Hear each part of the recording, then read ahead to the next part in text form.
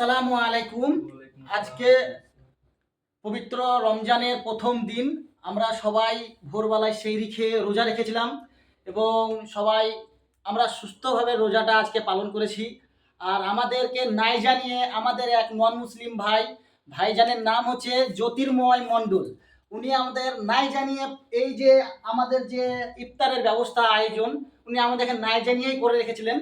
তো পরবর্তীতে আমাদেরকে জানালেন, তা আমরা জেনে অনেক খুশি হলাম। ভাইজান যে আমাদের রুমে একসঙ্গে থাকি, আমরা প্রবাসে যে ভাইজান আমাদের রুমমেট, আমাদেরকে নাই জানিয়ে যে এত সুন্দর একটা আয়োজন করেছেন ইফতারের জন্য। উনি একজন কিন্তু নন মুসলিম, কিন্তু দেখে মনে হচ্ছে যে না, যে নন মুসলিম।